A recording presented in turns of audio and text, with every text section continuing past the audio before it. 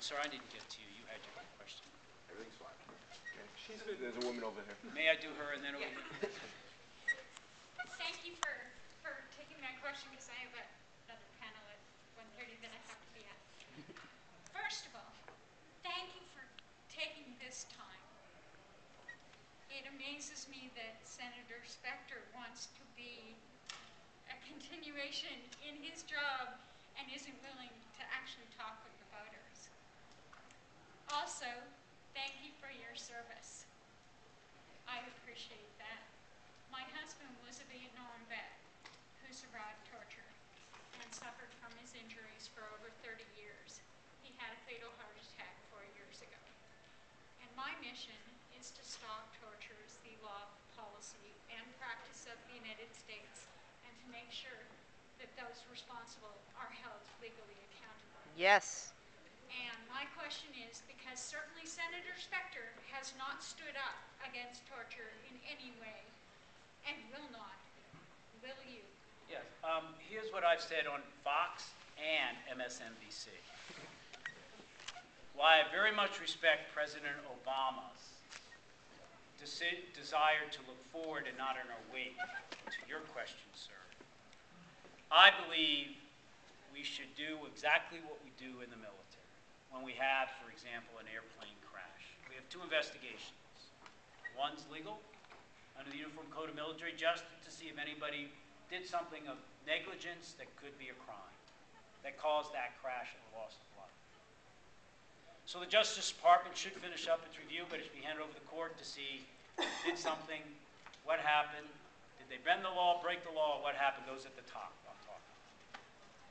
Second, as I said on TV, and I put out a press on this also, there should be a second one, like in the military when we lose that aircraft, is we give everybody immunity for a second investigation. Not this one, this one. Because we want to know what went wrong so we can fix it. This is accountability. This is good government. Everybody come forward to the Safety Review Board so we can really find out what happened. Your immunity is quiet, and we fix it.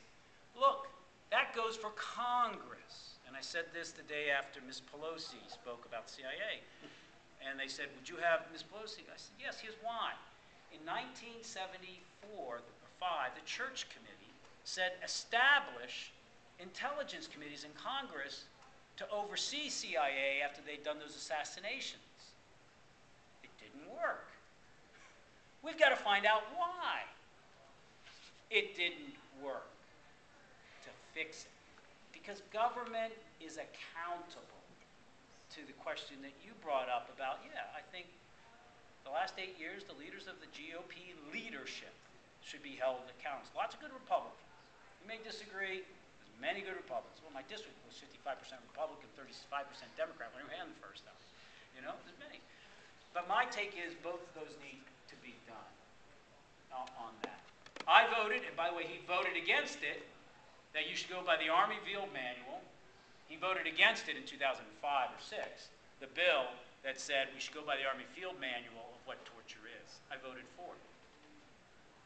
And so my take on it is that, and also was asked by the White House to the day of the Bush, Cheney made his speech and the President made his speech on Gitmo. I was asked to come out and defend the President. It's just 2 months ago. My take on it is very simple. Any prison that creates more tourists outside its walls than it can hold inside its walls should be closed. I had a bill in 2 years ago that habeas corpus should not just be for Gitmo, which is now what the Democrats tend to want to do. Just don't bring them here, just kind of like, you know what I mean?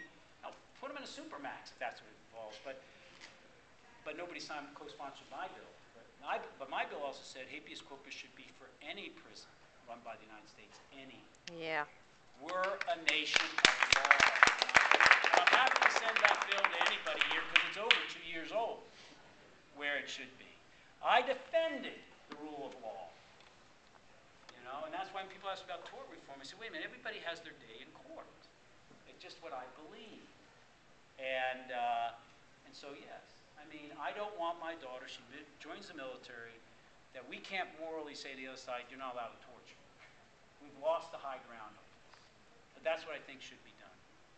I'm very supportive of it. I'll send you the press release I put out on the TVT.